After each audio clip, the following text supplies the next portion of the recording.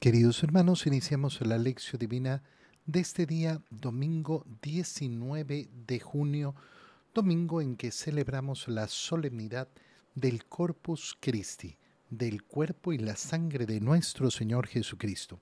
Por la señal de la Santa Cruz de nuestros enemigos, líbranos, Señor Dios nuestro, en el nombre del Padre, y del Hijo, y del Espíritu Santo. Amén. Señor mío y Dios mío, creo firmemente que estás aquí, que me ves, que me oyes. Te adoro con profunda reverencia, te pido perdón de mis pecados y gracia para hacer con fruto este tiempo de lección divina. Madre mía Inmaculada, San José, mi Padre y Señor, Ángel de mi guarda, interceded por mí. En este día, domingo, en la primera lectura, leemos el libro del Génesis, capítulo 14, versículos 18 al 20. En aquellos días, Melquisedec, rey de Salem, presentó pan y vino, pues era sacerdote del Dios Altísimo, y bendijo a Abraham diciendo: Bendito sea Abraham de parte del Dios Altísimo, creador de cielos y tierra, y bendito sea el Dios Altísimo que entregó a tus enemigos en tus manos. Y Abraham le dio el diezmo de todo lo que había rescatado. Palabra de Dios. En la primera lectura de esta solemnidad del Corpus Christi en este año, leemos esta lectura del libro del Génesis donde aparece que es rey de Salem y sacerdote del Dios Altísimo, Melquisedec. En la carta a los Hebreos se nos menciona cómo Cristo es sacerdote según el rito de Melquisedec. Este Melquisedec es un sacerdote extraño que aparece en el Antiguo Testamento. ¿Por qué digo extraño? Porque estamos en los orígenes de la alianza con Abraham y aparece ya un sacerdote del Dios Altísimo que no tiene genealogía, que no tiene padre ni madre. Y por eso efectivamente a Jesucristo lo asociamos con esa imagen de Melquisedec, un sacerdote sin genealogía. Pero Jesucristo tiene padre y madre, sí, pero lo que hace referencia es a no tener genealogía, no tener padre y madre, se refiere a su parte divina, es decir, a su eternidad, no a su naturaleza humana. Y es interesante ver cómo ofrece al Dios Altísimo en aquel tiempo pan y vino. Y uno se pregunta, bueno, pero esta ofrenda que hace Melquisedec no parece gran cosa. No parece que fuera una cosa importante. Presentó pan y vino. Lo presenta como ofrenda al Señor. Y la ofrenda al Señor es justamente aquella que va a ofrecer Cristo para que se convierta en la Eucaristía. Entonces esta lectura tiene efectivamente una connotación sumamente importante para nosotros en esta celebración. ¿Por qué? Porque Cristo no va a utilizar un nuevo elemento, sino aquel elemento que se utilizó para ofrendar al Señor en el inicio de la antigua alianza que usó Abraham. Y entonces vemos una conexión efectivamente con el Antiguo Testamento, a pesar de que lo que se ofrece en el Nuevo Testamento va a ser completamente nuevo, pero unido a ese sacrificio, unido a esa ofrenda que se ha hecho en el Antiguo Testamento. El pan de vida, que es el cuerpo y la sangre de nuestro Señor Jesucristo, es algo nuevo, completamente nuevo, pero lógicamente tiene una relación con la antigua alianza, no surge de la nada. ¿Por qué? Porque el camino de la salvación ha sido establecido por el Señor así. En la segunda lectura, leemos la primera carta del apóstol San Pablo a los Corintios, capítulo 11, versículos 23 al 26. Hermanos, yo recibí del Señor lo mismo que les he transmitido, que el Señor Jesús, la noche en que iba a ser entregado, tomó pan en sus manos y pronunciando la acción de gracias se lo partió y dijo: Esto es mi cuerpo, que se entrega por ustedes. Hagan esto en memoria mía. Lo mismo hizo con el cáliz después de cenar, diciendo: Este cáliz es la nueva alianza que se sella con mi sangre. Hagan esto en memoria mía, siempre que beban de él. Por eso, cada vez que ustedes comen de este pan y beben de este cáliz, proclaman la muerte del Señor hasta que vuelva. Palabra de Dios.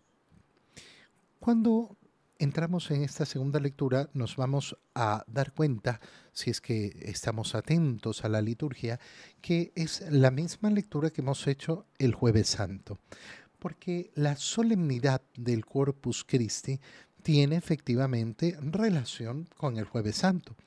Recuerda que el Jueves Santo es el jueves que, lógicamente, celebramos la institución de la Eucaristía.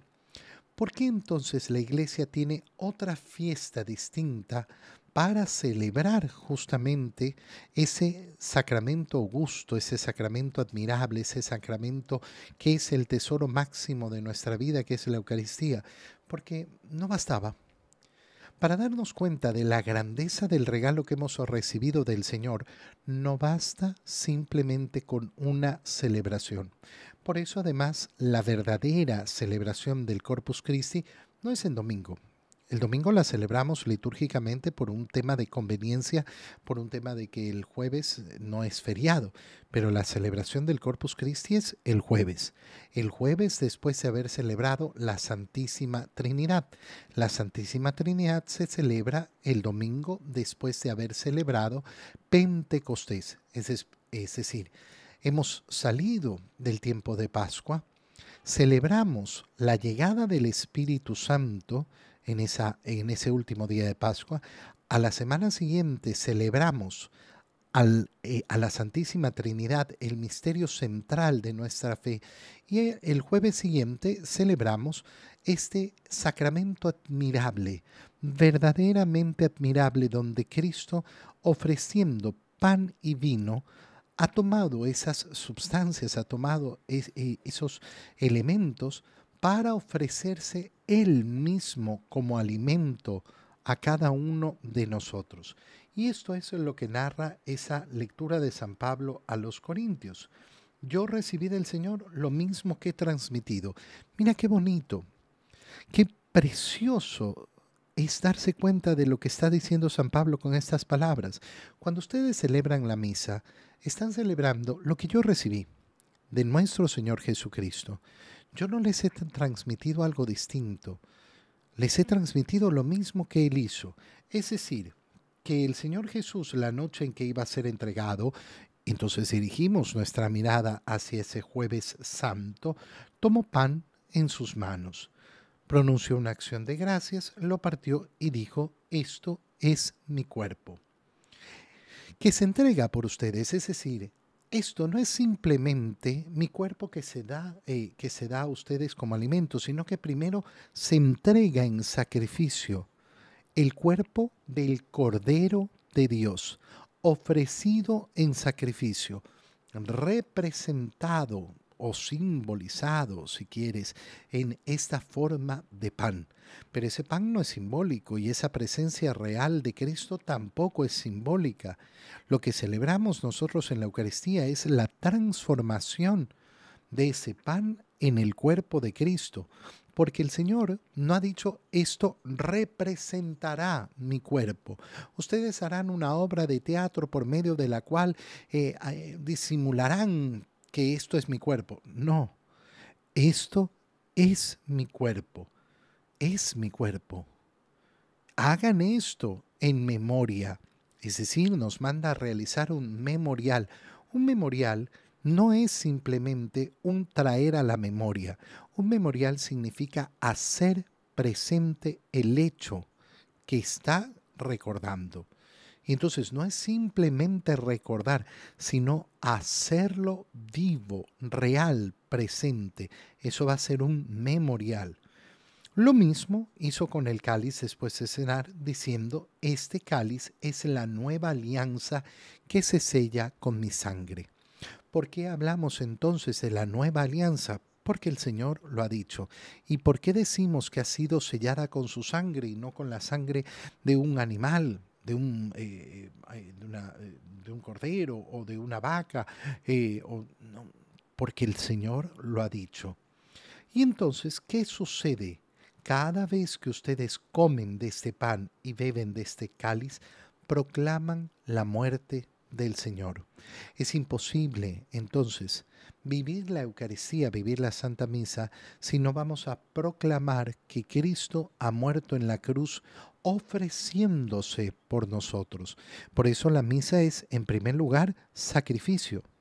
Cuando una persona no entiende que la misa es participar del sacrificio de Cristo, entonces vendrán esas ideas, perdón por la palabra, pero tontas, bobas que escuchamos. Es que me aburro en la misa.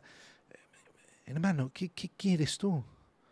Si no es ir al cine, no es ir al circo, no es ir a un concierto, es ir a participar del sacrificio de Cristo en la cruz. No es otra cosa. Es participar de ese sacrificio, anunciar y proclamar la muerte de Cristo, es decir, aceptar que Cristo ha muerto para mi salvación, que Él es el Salvador y que esa salvación se ejecuta cuando yo recibo su cuerpo y su sangre. En el Evangelio, perdón, en el Evangelio, leemos el Evangelio de San Lucas, capítulo 9, versículos 11 al 17. En aquel tiempo Jesús habló del reino de Dios a la multitud y curó a los enfermos. Cuando caía la tarde, los 12 apóstoles se acercaron a decirle: «Despide a la gente para que vayan a los pueblos y caseríos a buscar alojamiento y comida, porque aquí estamos en un lugar solitario». Él les contestó: «Denles ustedes de comer». Pero ellos le replicaron: «No tenemos más que 5 panes y 2 pescados, a no ser que vayamos nosotros mismos a comprar víveres para toda esta gente». Eran como 5.000 varones. Entonces Jesús dijo a sus discípulos: «Hagan que se sienten en grupos como de 50». Así lo hicieron, y todos se sentaron. Después Jesús tomó en sus manos los 5 panes y los 2 pescados, y levantando su mirada al cielo, pronunció sobre ellos una oración de acción de gracias. Los partió y los fue dando a los discípulos para que ellos los distribuyeran entre la gente. Comieron todos y se saciaron, y de lo que sobró se llenaron 12 canastos. Palabra del Señor. En el Evangelio se nos muestra en esta celebración del Corpus Christi la multiplicación de los panes. Pero fíjate qué precioso y qué bello. ¿Dónde empieza esa multiplicación? En aquel tiempo Jesús habló del reino de Dios a la multitud y curó a los enfermos. ¿Qué se nos muestra? La proclamación de la palabra, el anuncio del reino. Así solamente puede comenzar la Santa Misa. No podemos empezar la Santa Misa y no podemos acudir al pan de vida si primero no nos alimentamos del anuncio del reino, de la proclamación de la palabra. Por eso es tan importante que nuestra comunión empiece comulgando en la palabra del Señor. Si yo no estoy atento a la proclamación de la palabra, si mis oídos, mi corazón, mi mente no se abren a la proclamación de la palabra, entonces difícilmente voy a tener una buena comunión. Y cuando caía la tarde después, y lo segundo, y la sanación, entonces nos acercamos a la Eucaristía, nos acercamos a esa multiplicación de los panes. ¿Con qué deseo? El deseo de reconocer a Cristo como Salvador, sanador, médico de nuestra alma. Cuando caía la tarde, los 12 se acercaron a decirle: «Despida a la gente». ¿Por qué? Porque no hay nada para comer. Que vayan a buscar alojamiento y comida, porque aquí estamos en un lugar solitario. Y Jesús, ¿qué les responde? No, ustedes denles de comer. Pero Señor, es imposible. Las posibilidades son mínimas. Tenemos 5 panes, tenemos 2 pescados. Podemos ir a comprar nosotros mismos, pero tendremos que ir a comprar. ¿Con qué plata? Son 5.000 hombres. Vamos a tener que traer tanto y tanto pan para poderles dar de comer. Pero Jesús les dice a sus discípulos: hagan que se sienten en grupos como de 50. Y esta imagen es tan bella. Nos reunimos en nuestras comunidades, en pequeños grupos, para celebrar la Eucaristía, pero formamos todos parte de un solo rebaño. Sí, yo fui a misa tal, a tal lugar, a tal hora. Somos pequeños grupos. Es verdad que en ciertas iglesias habrá gran cantidad de personas, pero al final somos pequeños grupos que nos vamos juntando en grupos para poder recibir del Señor el pan que nos ofrece, ese pan que es verdadero pan de vida. ¿Qué hace el Señor? Tomó en sus manos los 5 panes y los 2 pescados y levantando su mirada.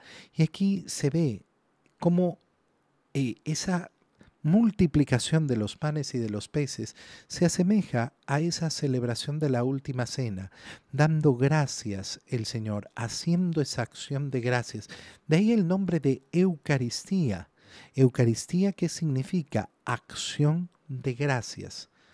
Por eso es tan importante que nuestra comunión sea sobre todo un acto de agradecimiento. ¿Por qué recibo la comunión y por qué tengo tanto empeño de comulgar? Porque es el modo en que le doy gracias al Señor. Gracias por haberte ofrecido por mí. Gracias por haber sellado la nueva alianza. Gracias por ser mi Salvador. Gracias por ser verdaderamente el médico que me ofrece ese remedio para la inmortalidad, el remedio que conduce a la vida eterna.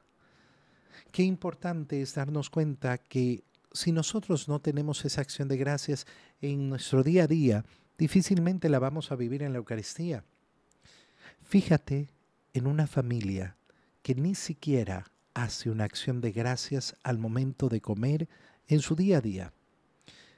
Fíjate en la persona que no sabe bendecir los alimentos que va a meter en su boca, no sabe hacer una acción de gracias para algo tan sencillo, para algo tan mínimo. No lo sabe hacer. ¿Tú crees que de verdad vas a saber agradecer el cuerpo de Cristo que se le entrega en la Eucaristía? No, no lo va a hacer. No va a poder hacerlo.